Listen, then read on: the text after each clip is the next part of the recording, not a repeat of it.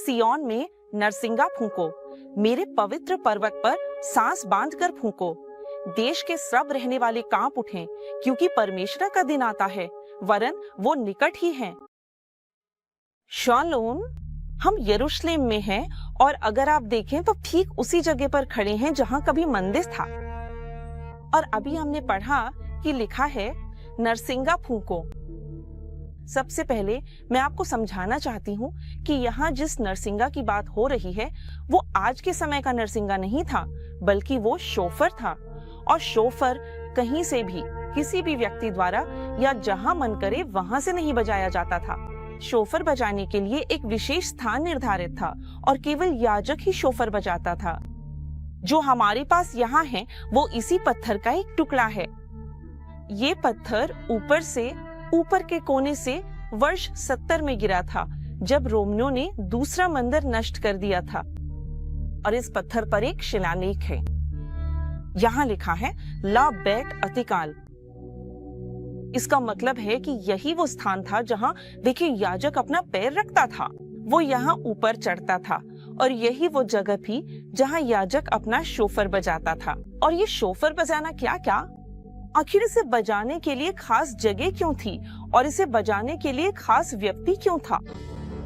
क्योंकि सोचिए, अगर आप योएल के समय में, प्राचीन इजरायलियों के समय में यहाँ होते और आपने शोफर की आवाज सुनी होती तो आप काम कर रहे होते, शोफर बजता, आप जो कर रहे होते उसे छोड़ देते और तुरंत मंदिर के पास वाले क्षेत्र में आ जाते।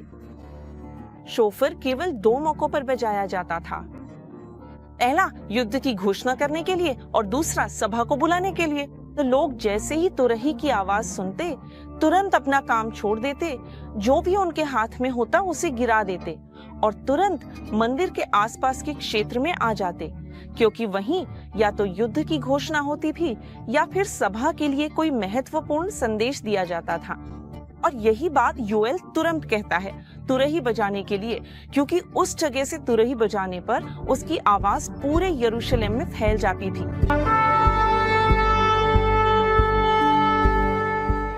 तुरही की आवाज का मतलब था जो कर रहे हो उसे तुरंत छोड़ दो, तुरंत वहां आओ जहां परमेश्वर की उपस्थिति है और उस घोषणा को सुनो जो की जाएगी, ताकि फिर तुम उसी के अनुसार कार्य कर सको। एक बात तो निश्चित है, तुरही अभी बज रही है और इसे इजराइल का अभियान कहा जाता है। तुरही बज रही है, घोषणा आ रही है, निमंत्रण, तुम्हें परमेश्वर की उपस्थिति में आने के लिए बुलावा पहले ही दिया जा रहा है, क्योंकि परमेश्वर नहीं चाहता कि तुम इस दुख में बने रहो। परमेश्वर नहीं चाहता था कि लोग दुख सहें और यही बुलावा आज भी दिया जा रहा है। शोफार बज रहा है, तुरही बज रही है।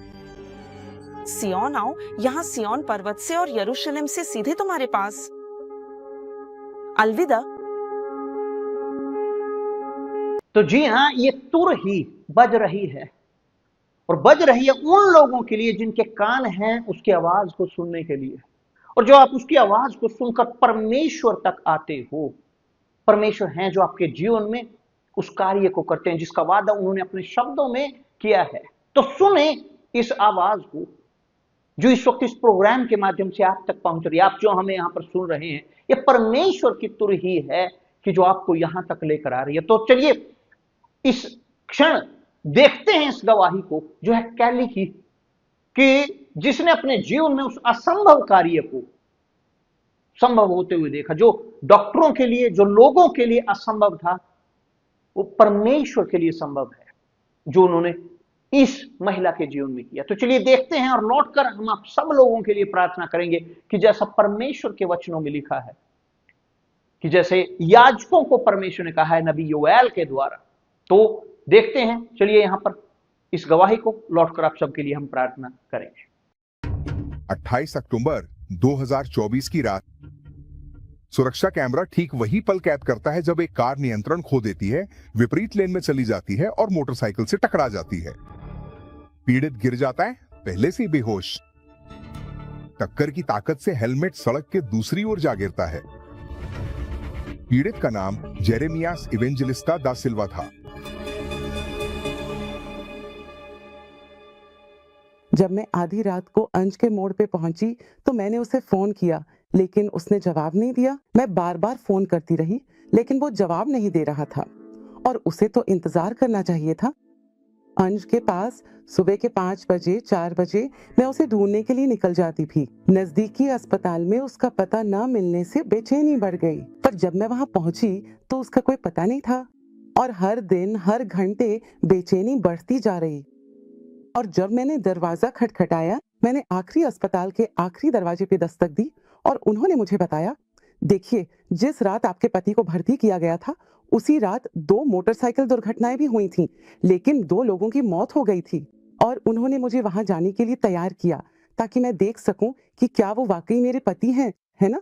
और जब हम एक कमरे के पास से गुजर रहे थे तो मैंने बगल में देखा और उनके पैर से अपने पति को पहचान लिया, क्योंकि उसका पैर स्ट्रेचर से लटक रहा था। और वहीं मैंने उसके पैर की उंगलियों को पहचान लिया और मैंने डॉक्टर से कहा, डॉक्टर, ये मेरे पति हैं।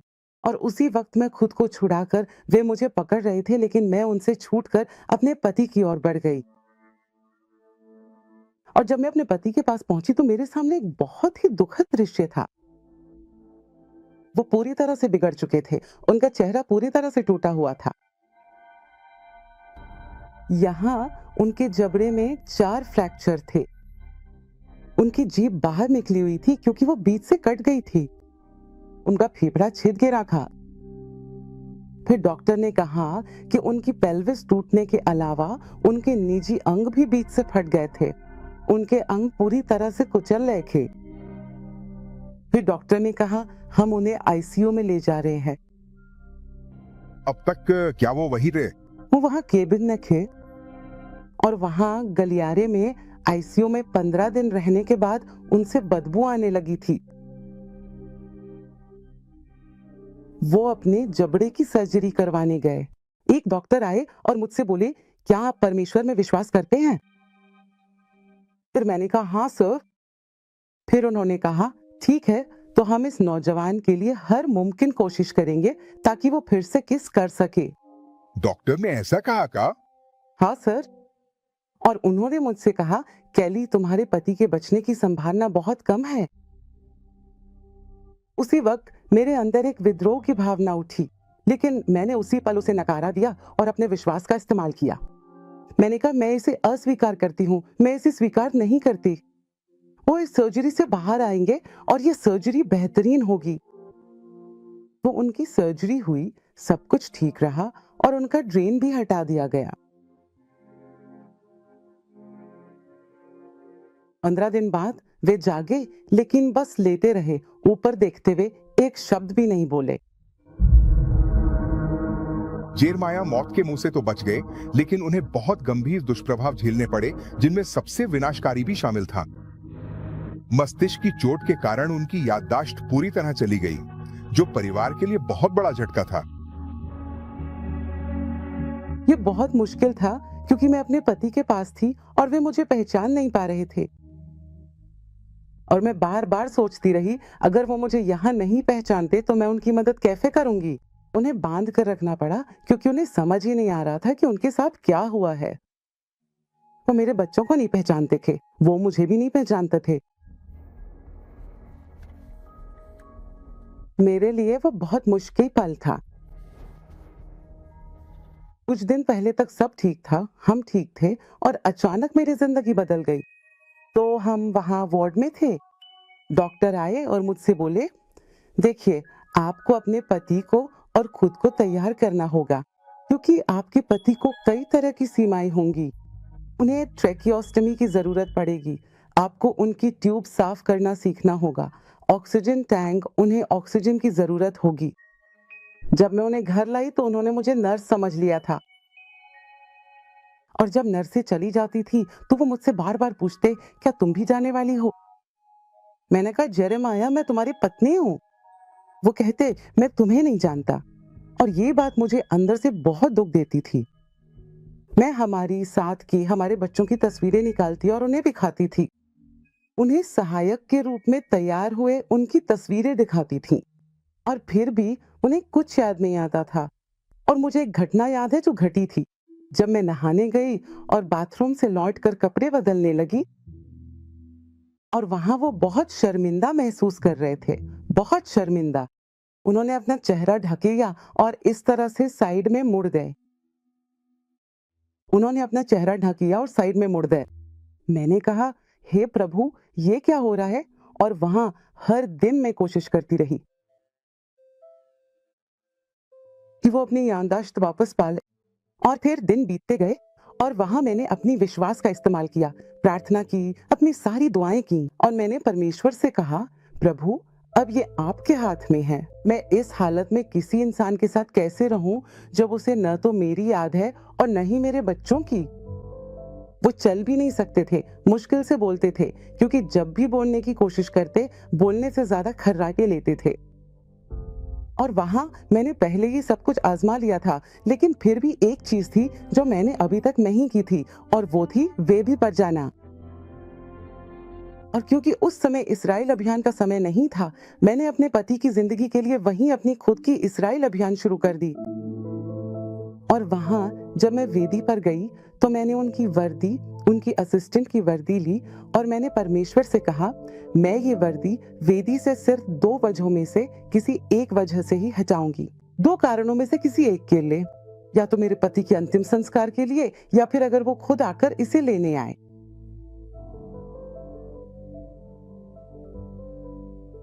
मैंने परमेश्वर से कहा, प्रभु, जैसे आपने लाजरुस को फिर से जीवित किया था, वैसे ही मैं यहाँ अपने लाजरुस की पुकार अपने पति जेरेमियास की जिंदगी के लिए लगा रही हूँ।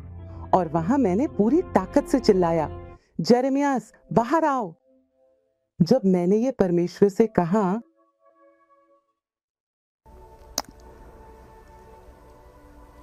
परमेश्वर ने मुझसे कहा, डरो मत, मैं तुम्हारे साथ हूँ। और वहां मुझे शांति मिली, क्योंकि मेरे पास पवित्र आत्मा था। वही पवित्र आत्मा ने मुझे संभाला। मेरा शरीर रो पड़ा, लेकिन वो परमेश्वर के सामने रोया। सुबह सुबह जब मैं वहां घुटनों के बल बैठी थी, फिर एक दिन मैं उठी और देखा कि वो मुझे देख रहे थे। और मैंने सुना कि वो मुझे धीरे से बुला रहे हैं, क्योंकि वो बहुत धीरे धीरे बोल रहा था। और वहीं मैंने सुना कि वो मुझे बुला रहे हैं। मैंने कहा, हेलो। तुम्हारा नाम क्या है? मेरा नाम कैली है। खरा? हाँ। कैली मेरी पत्नी का नाम है। यार, क्या तुम मजाक कर रहे हो? नहीं, बस मुझे याद आ गया। उसी वक्त मैंने देखा कि उसकी याददाश्त पूरी तरह से वापस आ गई थी। लेकिन ये हुआ क्या फिर? उस पल तुम्हारे लिए कैसा था? वो बहुत भावुक पल था पास्टर। मेरे लिए वो बहुत भावुक था। तो जेरमाया ने मुझे फिर से पहचान लिया और वो यहाँ है ना? वो वहां। जेरेमाया को यहाँ लाओ कृपया। हाय। बैठ जाओ जेरेमाया। तो किसी को तुम्हें लाने की जरूरत नहीं पड़ी? नहीं, किसी को जरूरत नहीं पड़ी। वो चल रहा है। मैं चल रहा हूँ बस उन्हें गलत साबित करने के लिए। डॉक्टर, वो किस कर रहा है? किस कर रहा हो? डॉक्टरों को गलत साबित करने के लिए, क्योंकि उन्होंने कहा था कि ये मुंह फिर कभी किस नहीं करेगा।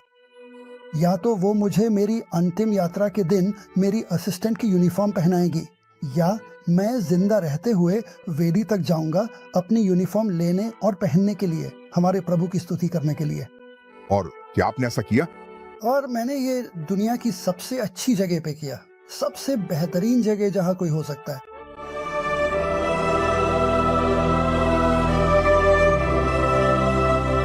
सिर्फ 1 साल ही बीता है और मैं अपने मालिक की सेवा पहले से भी ज्यादा ताकत के साथ कर रहा हूँ। मैं हमेशा उसे मार्गदर्शन देता था। यहाँ इस दुनिया में हमारे पास सिर्फ वेदी है, सिर्फ वेदी, और उसे वो हिस्सा याद रहा और परमेश्वर का शुक्र है वो वेदी तक गई। यहाँ मैंने हमेशा उसके साथ रहने का संकल्प लिया था और हम यहाँ हैं। हमारी शादी को 28 साल हो गए हैं और हम यूं ही हाथ में हाथ डाले आगे बढ़ते रहेंगे। बात यह है कि मेरा मन, मेरी चेतना सब कुछ भूल गई थी।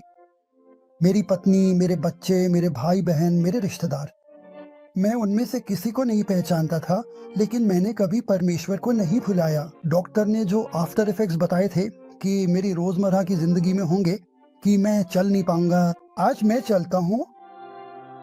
उन्होंने कहा था कि मैं फिर कभी बोल नहीं पाऊंगा, लेकिन आज मैं बोलता हूँ। जब मैं अस्पताल से घर गया तो उन्होंने कहा था कि मैं खा नहीं पाऊंगा, मैं खा नहीं पाऊंगा। आज मैं खुद से पूरी तरह खाता हूँ, डेट पर जाता हूँ, किस करता हूँ। किस, वो भी उन्होंने कहा था वो नामुमकिन है। इसके उलट सब कुछ और भी बेहतर हो गया।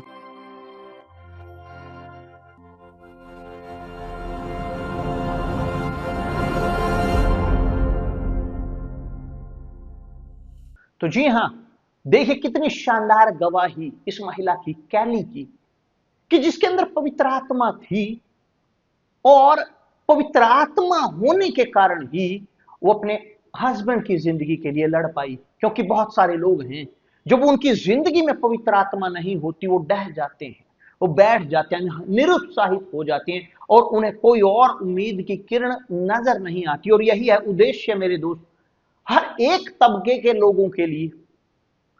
ये योएल नबी के अनुसार जो परमेश्वर ने शब्द कहे और जो हर एक वर्ग के लिए है, यही है जो ऑफर करता है हमारा ये अभियान, इजराइल का अभियान सियोन पर्वत पर, कि जो उन लोगों के लिए सबसे पहले कि जो परमेश्वर से दूर हैं, जो परमेश्वर के रास्ते से, मार्ग से भटके हुए हैं, कि जिन्हें मन फिराने की जरूरत है। और इसीलिए था कि वो नरसिंगा फूंका गया, वो तुरही फूंकी गई ताकि लोग परमेश्वर की ओर मुड़ सके। शायद आपको इस वक्त परमेश्वर की ओर मुड़ने की जरूरत है। आप शायद चर्च आते हो, मगर शायद आप परमेश्वर की ओर कभी ना मुड़े हो। क्योंकि चर्च आना केवल कोई जरूरी नहीं है कि आप परमेश्वर की ओर मुड़ रहे हो। चर्च में बैठना, वहां पर बैठकर प्रार्थना करना, यहां तक कि कोई जरूरी नहीं है कि आप एक व्यक्ति परमेश्वर की ओर मुड़ रहा है, जब तक वो अपनी जिंदगी को, अपने मार्गों को परमेश्वर को समर्पित नहीं कर रहा होता, जब तक वो अपनी इच्छाओं को त्याग कर परमेश्वर की इच्छाओं के अनुसार नहीं चल रहा होता। जी हां, शायद आप इस प्रकार के व्यक्ति हो। तो यदि आप जान रहे हो आपको जरूरत है परमेश्वर की ओर मुड़ने की, तो मुड़े। इस अभियान के माध्यम से यह अभियान आपके लिए है। या आप एक ऐसे व्यक्ति हैं कि आप बोल चुके हो मैं पश्चाताप कर चुका हूं, मैं मन फिरा चुका हूं, मेरे अंदर किसी के प्रति कोई घृणा नहीं, मगर आप उसके पश्चात क्या, उसके पश्चात है पवित्र आत्मा का बपतिस्मा। क्योंकि शायद आप चर्च में हो सालों से, आपने आशीष प्राप्त की हो, आपकी गवाही हो यहां तक कि परमेश्वर ने आपके आर्थिक जीवन में कार्य किया, आपके स्वास्थ्य में कार्य किया हो, मगर आपने यहां तक कि पानी का बपतिस्मा भी लिया हो, मगर आज तक आपको परमेश्वर की पवित्र आत्मा ना प्राप्त हुई हो, तो उसका कोई लाभ नहीं कि आप केवल बिना पवित्र आत्मा के चर्च में आ और जा रहे हो। क्योंकि जरूरी है कि आप उनकी आत्मा से परिपूर्ण हो, भरे हो, ताकि जब समस्याएं आए, मुश्किलें आए, आप वास्तव में उन समस्याओं का सामना कर सके। क्योंकि मेरे दोस्त, यदि आप यहां पर मुश्किलों में हैं, आप तकलीफों में हैं और उसके सामने आप घुटने टेक रहे हैं, आप चर्च आते हो, शायद बहुत बार बोलते हो मगर मेरी जिंदगी में ये क्यों हो रहा है, मगर क्यों ये समस्याएं, क्यों ये पीड़ाएं मेरे जीवन में आ रही हैं, इसका कारण ये है कि शायद आपके अंदर पवित्र आत्मा का सामर्थ्य नहीं है। जैसे कैली की जिंदगी में वो समस्या आई मगर वो लड़ी, उसने हार नहीं मानी। और यही है कि जो नबी योएल ने कहा है, बल्कि परमेश्वर ने कहा है, उन्होंने कहा है कि उस समय जो कोई प्रभु परमेश्वर से, नबी योएल 2:32, उस समय जो कोई प्रभु परमेश्वर से प्रार्थना करेगा वह छुटकारा पाएगा। और प्रभु के वचन के अनुसार सिय्योन पर्वत पर और यरूशलेम में जिन बचे हुओं को प्रभु बुलाएगा वे उद्धार पाएंगे। जी हाँ, यही है। और हमें इस वादे पर विश्वास है, हम विश्वास करते हैं इस वादे पर। और यदि आप चाहते हो मुक्ति प्राप्त करना, आपके अंदर पवित्र आत्मा है, आप सुनिश्चित हो, तो मेरे दोस्त आप लड़ोगे अपने लिए या किसी की मुक्ति के लिए। जो समस्याएं आप अपने जीवन में देख रहे हो, जो यातनाएं, जो पीड़ाएं अपनी जिंदगी में आप देख रहे हैं, उसके लिए आप लड़ोगे ताकि आप उनसे मुक्त हो सके। तो अब मेरे दोस्त समय है प्रार्थनाओं का, कि हम यहां पर सब पास्टर हम आपके लिए प्रार्थना करेंगे। आप जहां कहीं मौजूद हैं, आप लड़ोगे अपने लिए, आप खुद प्रार्थना करोगे, हमारे साथ अपने विश्वास को यहां पर जोड़ोगे। आपकी तस्वीरें यहां पर हमारे साथ मौजूद हैं, वेदी के ऊपर आपकी तस्वीर मौजूद है। तो चलिए इस वक्त प्रार्थना करते हैं।